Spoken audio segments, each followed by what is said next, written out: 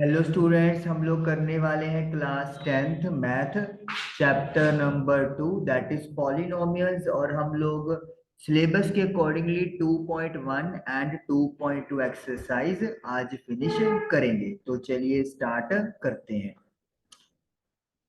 2.1 exercise ये हमने NCERT की पीडीएफ ओपन कर ली है।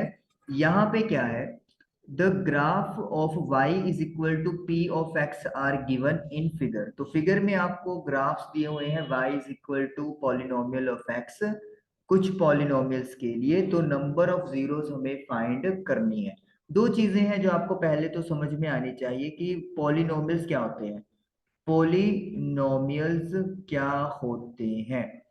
पॉलिनोमियल्स क्या होते हैं? जब वेरिएबल वेरिएबल की पावर वेरिएबल की पावर एक होल नंबर होती है तो उसे we call polynomial. Whole number means 0 1 2 3 etcetera etcetera. ना तो नेगेटिव होनी चाहिए, ना ही पॉइंट्स में होनी चाहिए, ना ही रूट्स में होनी चाहिए। तो उसमें हम लोग उसे पॉलिनोमियल बोलते हैं। अगर सपोज करो मेरे कांस्टेंट की कुछ भी पावर आ रही है तो वो एप्लीकेबल है। कांस्टेंट की पावर से हमें कोई मतलब नहीं है। कांस्टेंट की पावर कोई भी रियल नंबर हो सकती है, रूट भी हो सकता है, पॉइंट भी हो सकता है, लेकिन वेरिएबल की पावर है it should be a whole number. ये होल नंबर ही होना चाहिए। अब दूसरी बात, जीरोस क्या होता है? जीरोस क्या होता है जो इस क्वेश्चन के अकॉर्डिंगली एक्स की वो वैल्यूज एक्स की वो वैल्यूज जिनके लिए जो y है वो क्या बन जाए, आपका जीरो बन जाए। y is equal to p of x का मतलब क्या है? हमारे पास एक इक्वेशन होगी तो x की वो वैल्यूज पता करें जिसको पुट करने पे इज इक्वल टू यानी कि जो y है वो क्या बन जाए, जीरो बन जाए, उसे वी कॉल जीरो। और आपको ये भी पता है कि y की वैल्यू जीरो कहाँ पे होती है? y is equal to zero at x axis पर y जो है वो जीरो होता है। जैसे कि मैं यहाँ से आपको रेड लाइनिंग दिखा रहा हूँ बना के। ये जो लाइन है पूरी एक्स एक्सिस वाली, हर ग्राफ में यहाँ पर y की वैल्यू क्या होने वाली है, जीरो। तो इसका मतलब क्या हो गया है? इसका मतलब ये हो गया कि जहां पर भी कर्व एक्स एक्सिस को टच करेगी, कर्व या लाइन कुछ भी आप कह सकते हैं, एक्स एक्सिस को टच करेगी या इंटरसेक्ट करेगी,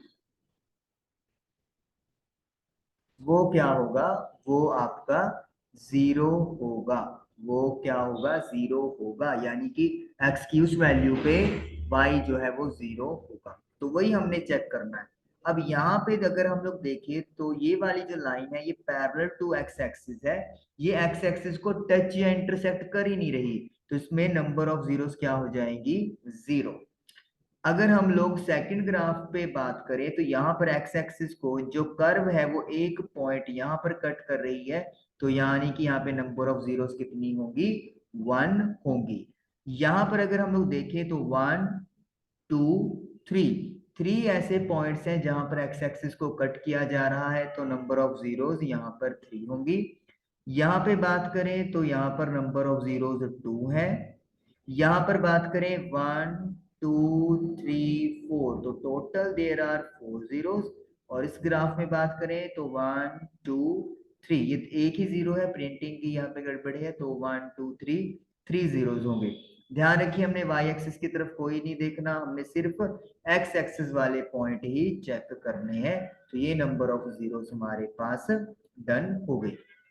एक और बात यहाँ पे आपको नोट करवाना चाहूंगा, जितनी डिग्री पॉलिनोमियल की होती है, डिग्री जितनी भी हो पॉलिनोमियल की, मान लो डिग्री n है, तो जो नंबर ऑफ जीरोस होंगी, मतलब कितनी वैल्यूज निकल सकती हैं, वो या तो n से छोटी होंगी या फिर n के बराबर होंगी। मैं आपको सिंपली समझाता हूँ। अगर मान लीजिए मेरे पास एक क्वाड्रेटिक इक्वेशन है, क्वाड्रेटिक इक्वेशन का मतलब एक ऐसी इक्वेशन जिसकी डिग्री टू है, तो फिर उसकी जो नंबर ऑफ जीरोस हैं वो कितनी हो सकती हैं? वो मैक्सिमम हो सकती हैं टू, लेकिन टू से कम भी हो सकती हैं, वन भी हो सकती है और जीरो, यानी कि कोई जीरो शायद ना भी हो। तो कभी भी टू से ज्यादा नहीं होगी number of zeros quadratic equation में। तो जितनी डिग्री होती है उतनी ही जीरो हो सकती है, लेकिन मैक्सिमम उससे कम भी पॉसिबिलिटी है, लेकिन ज्यादा कभी भी पॉसिबल नहीं होगी। तो ये 2.1 जो आप लोगों को एक्सरसाइज करनी थी वो हमारी कंप्लीट हुई। आइए अब चलते हैं हम लोग एक्सरसाइज 2.2 की तरफ। अब 2.2 में कुछ काम आपकी पुरानी क्लासेस का है और कुछ काम इस क्लास में आपका ऐड हो गया है। तो जैसे मैं यहाँ पे आपके साथ में शेयर कर रहा हूँ, तो हमें 2.2 में क्या फाइंड करना है, find the zeros of the following quadratic polynomials. Zeros हमें फाइंड आउट करनी है and verify the relationship between the zeros and coefficient, और जीरोस और कोफिशिएंट के बीच में रिलेशन भी वेरीफाई करना है। चलिए मैं आपको स्टेप बाय स्टेप बताऊंगा। पहले मैं इक्वेशन को व्हाइट बोर्ड पे उतार दूं, x square minus 2x minus 8, x square minus 2x minus 8। सबसे पहले तो मैं स्मॉल ए बी सी यहाँ पर डिफाइन करूंगा। What is small a, coefficient of x square, that is equal to 1, इस केस में 1 है। What is b, coefficient of x, it is equal to minus का 2। Then c, constant term, that is equal to minus 8। तो ये चीज fix रहेगी, मतलब a x square का कोफिशिएंट, बी एक्स का coefficient and c is constant term. Negative sign भी आप लोग लगाओगे अगर वो वहां पर इंक्लूड है, और पहले इसको आप अरेंज करोगे from high to low degree, 2 है 1 है 0 है ऐसे। तो ए बी सी बी का ऑर्डर भी यही रहेगा। अब अपन ने नंबर ऑफ जीरोस निकालनी है, तो ये हम लोग निकालेंगे मिडल टर्म स्प्लिटिंग मेथड के द्वारा। और ये टर्म आप बखूबी जानते हो, एक्स वाले नंबर को ऐसे ब्रेक करना कि प्लस माइनस करके तो ये बीच वाला बने, और मल्टीप्लाई करके साइड वाला प्रोडक्ट बने। जैसे एक्स स्क्वायर के आगे लगा हुआ है 1 और कांस्टेंट है माइनस 8, तो प्रोडक्ट करके माइनस 8 बने, लेकिन उनको प्लस या माइनस करके माइनस का 2 बने। तो मेरे पास दो नंबर है, माइनस का 4x प्लस का 2x। नाउ अब कॉमन लेते थे आप लोग, तो यहां से x कॉमन आ जाएगा, यहां से 2 कॉमन आ जाएगा। अब x माइनस 4 कॉमन आ जाएगा, इधर x बचा और इधर प्लस का 2 बचा। तो इसका मतलब है कि दो फैक्टर्स मेरे पास आ गए, x minus 4 and x plus 2। यहां तक आपने क्लास 9th में किया हुआ है। अब आपको करना क्या है, इन दोनों फैक्टर्स को इक्वेट कर दे इक्वल टू 0 के। तो x माइनस 4 भी 0 के इक्वल हो गया एंड x प्लस 2 भी इक्वल टू 0 हो गया। तो x की वैल्यू आ गई है मेरे पास 4, और इधर x की वैल्यू आ गई है मेरे पास माइनस का 2। तो ये मेरे पास x की दो वैल्यूज जो है वो कैलकुलेट होकर आ गई। अब मुझे करना क्या है, ये तो मेरे पास जीरोस फाइंड हो गई, मतलब x की वैल्यू अगर मैं 4 पुट करूं या फिर माइनस का 2 पुट करूं, ये इक्वेशन मेरे पास 0 बन जाएगा। अब इनको अपन लेट कर लेना है, एक जीरो को मान लो अल्फा और एक को मान लो आप बीटा, किसी को भी आप लेट कर सकते हो, आपकी मर्जी है। एक को अल्फा और सेकंड वन को बीटा हमने लेट कर दिया। तो यहां तक हमारा काम खत्म हो गया। अब आगे है verify the relation between the zeros and coefficient. अब वेरीफाई करना है, तो वेरीफाई के लिए मुझे दो जो फॉर्मूले हैं वो वेरीफाई करने हैं। तो उन दोनों की ही यहाँ पे हम लोग बात करेंगे और वेरीफाई करेंगे। तो पहला जो फॉर्मूला वेरीफाई करना है वो क्या वेरीफाई करना है, वो है सम ऑफ जीरोस, यानी कि alpha plus beta is equal to minus coefficient of x, यानी कि b, upon coefficient of x square, यानी कि ए। यानी कि अगर मैं इसको प्रॉपरली लिखूं तो ये क्या चीज मुझे प्रूव करनी है, सम ऑफ जो जीरोस है that is equal to minus, ये माइनस जो है वो फॉर्मूले का ही पार्ट है, कोफिशिएंट ऑफ एक्स, क्योंकि b क्या है, कोफिशिएंट ऑफ x है, and divided by coefficient of x square है। तो सम ऑफ जीरोस पे पहले चलेंगे, तो अल्फा प्लस बीटा। तो what is alpha plus beta, alpha की वैल्यू है 4, देन प्लस बीटा की वैल्यू है माइनस का 2। जब आप इसको सॉल्व करोगे, plus into minus, minus is equal to, तो 4 में से 2 गया, 2 आ गया। अब चलते हैं माइनस बी अपॉन ए की तरफ। माइनस तो फॉर्मूले का ही पार्ट है तो माइनस लगाएंगे। What is the value of b, minus का 2। तो याद रखिए एक माइनस फॉर्मूले का ही पार्ट है और एक माइनस यहाँ पे बी का आया है। ये बी के साथ माइनस हो ना हो, लेकिन माइनस जो फॉर्मूले का है वो होना ही चाहिए। a, what is a coefficient of x square, that is equal to 1, तो माइनस माइनस प्लस, तो वी आर गेटिंग 2। आप क्लियरली देख सकते हो अल्फा प्लस बीटा जो है वो माइनस बी अपॉन ए के इक्वल आ गया है। तो इसीलिए जो वी कैन से कि ये हमारा रिलेशन वेरीफाई हो गया। तो फर्स्ट रिलेशन जो था वो हमने वेरीफाई कर दिया। अब चलेंगे दूसरे रिलेशन की तरफ। दूसरा रिलेशन क्या हमें देखना है? दूसरा रिलेशन है product of zeros is equal to constant term divided by coefficient of x square. ये हाँ, अब कांस्टेंट टर्म आ गई है यहाँ पे और डिवाइड में सेम है लेकिन नेगेटिव साइन नहीं है। प्रोडक्ट ऑफ जीरोस मतलब अल्फा की बीटा से multiply, it should be equal to constant जिसको अपन ने सी माना है, upon coefficient of x square यानी कि स्मॉल ए। चलिए पहले अल्फा इंटू बीटा फाइंड करेंगे। तो अल्फा की बीटा से मल्टीप्लाई, अल्फा है मेरा 4, बीटा है माइनस का 2, तो 4 को माइनस 2 से करेंगे माइनस का 8 आ गया। और c अपॉन ए करना है मुझे, तो कांस्टेंट मेरा -8 है, a की वैल्यू 1 है, तो आई एम गेटिंग -8। तो इसका मतलब है कि alpha into beta c upon a के भी इक्वल प्रूव हो गया। ये अब आपका जो क्वेश्चन है वो कंप्लीट हो गया है। बहुत इंपॉर्टेंट है, इन्हीं के बेसिस पे आपको क्वेश्चंस बनते हैं ज्यादातर, sum of zeros product of zeros के बेसिस पे। तो जैसे ही आपको ऐसा कुछ मिले तो फटाफट माइनस बी अपॉन ए और सी अपॉन ए पे चले जाइए, आपका आंसर पक्का हो जाएगा। ओके, तो ये था हमारा पहला क्वेश्चन। अब सेकंड पार्ट देखते हैं। सेकंड पार्ट बिल्कुल सेम है, तो ये आप लोगों का एज अ होमवर्क हो जाएगा, मतलब ये आप लोग आसानी से कर सकते हैं। थर्ड पार्ट में भी सेम है, बस फर्क क्या है, यहाँ पे सबसे पहले आपको अरेंजमेंट करना पड़ेगा। हाईएस्ट पावर, देन उससे छोटी पावर, और फिर उससे छोटी पावर। अगर आप इसी को ए बी सी मान के चलेंगे तो आपका काटा ही लगेगा, पहले स्टेप से सॉल्व ही नहीं होगा और आपका आंसर सब कुछ गलत आएगा। तो अरेंज करना जरूरी है और ये नॉर्मल क्वेश्चन बन जाएगा, इजिली डन कर लेंगे। फोर्थ पार्ट में आपको करवाता हूँ। 4u² plus 8u। ओके, तो इसको अपन इरेज कर देते हैं।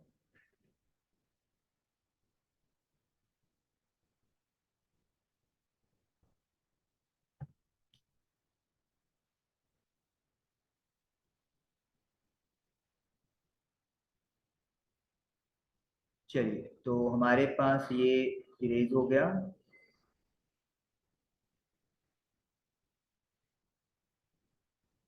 हाँ जी, तो क्वेश्चन है मेरे पास, फोर्थ पार्ट में कर रहा हूं यहाँ पे।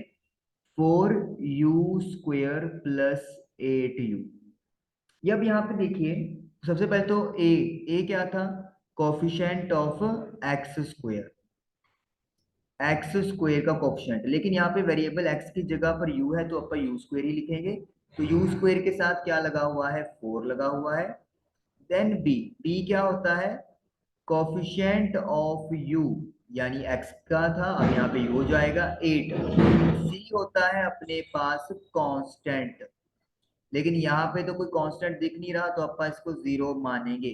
0 ही मानना है, 1 नहीं लिखना है, गलत हो जाएगा। 0 मतलब है ही नहीं कुछ, तो 0 ही लिखेंगे। अब उसके बाद हमें बनाने हैं इसके फैक्टर्स।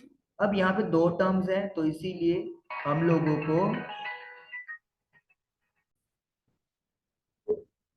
4u² प्लस 8u, तो यहाँ पर अपना मिडिल टर्म स्प्लिटिंग तो अपन नहीं लगाएंगे क्योंकि तीसरी टर्म हमारे पास है ही नहीं।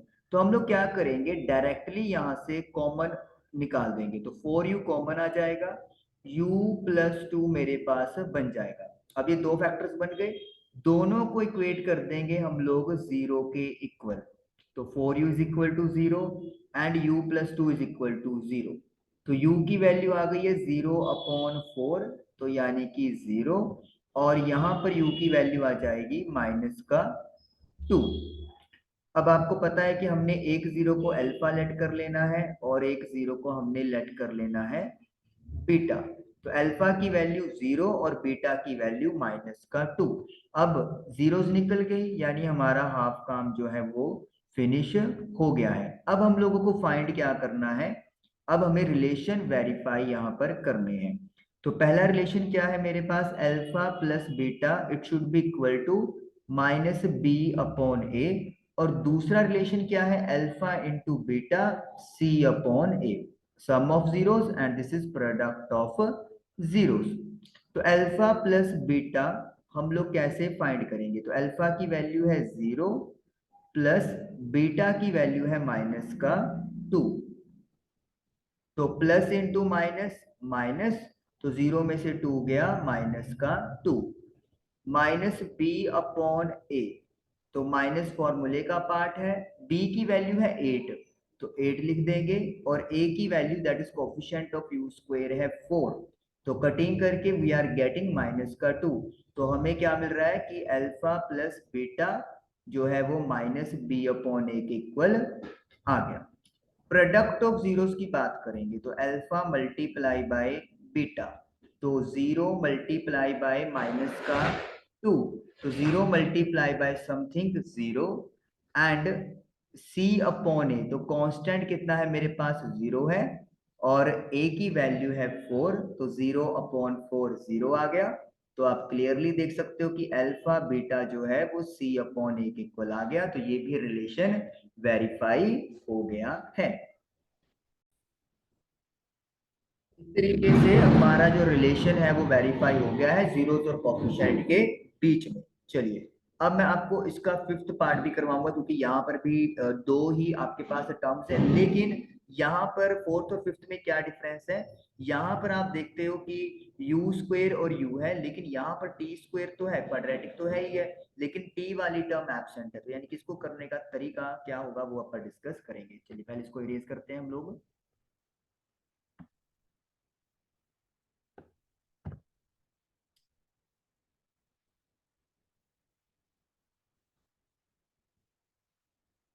चलिए तो ये हमने इरेज कर दिया। अब स्टार्ट करते हैं। तो क्वेश्चन हमारे पास है t² -15। अब सबसे पहले ए क्या है, कोफिशिएंट ऑफ टी स्क्वेयर, तो टी स्क्वेयर का कोफिशिएंट जो कि हमारे पास 1 है। देन बी है, b is coefficient of t जो कि यहाँ पर 0 है। सी जो है वो कांस्टेंट है जो कि -15 है। तो ये हमारे पास ए बी सी डिफाइन हो गए। अब चलिए बात करते हैं हम लोग इसके जीरोस की। तो जीरोस कैसे फाइंड करेंगे, सबसे पहले तो 15 को आप लोग क्या लिख लो, √15 का स्क्वायर लिख सकते हैं हम लोग, बिल्कुल लिख सकते हैं, क्योंकि √15 का स्क्वायर 15 ही होता है। A square minus b square की आइडेंटिटी से ये बन जाएगा a minus b multiply by a plus b. अब ये दो फैक्टर्स बन गए। अब इन दोनों को अपन किसके इक्वेट कर देंगे, 0 के इक्वेट कर देंगे। तो t की वैल्यू एक आ गई है मेरे पास रूट का 15, और एक मेरे पास t की वैल्यू आ गई है माइनस का √15। तो let alpha is equal to plus का √15 and beta is equal to minus का √15। तो ये मेरे पास अल्फा बीटा की वैल्यूज आ गई। अब नेक्स्ट क्या करना है, मुझे रिलेशन वेरीफाई करने हैं। चलिए रिलेशन वेरीफाई करेंगे अब हम लोग। तो फर्स्ट रिलेशन क्या प्रूव करना है मुझे, sum of zeros alpha plus beta it should be equal to minus का b/a। तो what is alpha plus beta, alpha की वैल्यू है √15 प्लस बीटा की वैल्यू है माइनस का √15। तो √15 प्लस इंटू माइनस माइनस, और ये यहाँ पे एक दूसरे को कैंसिल कर देंगे तो it will be 0। then minus b/a minus as it is, what is the value of b, b is 0 and what is the value of a, 1, तो 0 अपॉन समथिंग 0 ही होता है। तो इसका मतलब है ये रिलेशन हमारा वेरीफाई हो गया, alpha plus beta is equal to -b/a। Next relation is product of zeros, alpha into beta is equal to c/a। Alpha को बीटा से मल्टीप्लाई करेंगे, व्हाट इज अल्फा, रूट का 15 और बीटा की वैल्यू है माइनस का √15। तो √15 को √15 से करेंगे 15 आएगा with negative sign. And right side है c upon a. What is value of c? Constant minus का 15 और a की वैल्यू 1 है तो माइनस का 15 आ गया। यू कैन क्लियरली सी कि product of zeros c upon a के इक्वल आ गया है, तो ये भी रिलेशन वेरीफाई हो गया। तो ये हमारा फर्स्ट क्वेश्चन का फिफ्थ पार्ट भी डन हो गया।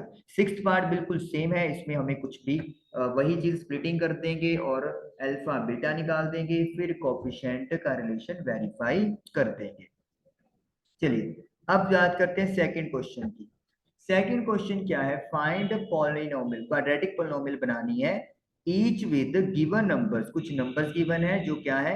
सम and product of its zero. तो जीरोस का सम और जीरोस का प्रोडक्ट हमें दे दिया है। फर्स्ट नंबर सम को रिप्रेजेंट कर रहा है, दूसरा नंबर प्रोडक्ट को रिप्रेजेंट कर रहा है। तो चलिए स्टार्ट करते हैं हम लोग। तो फर्स्ट इज 1/4 कोमा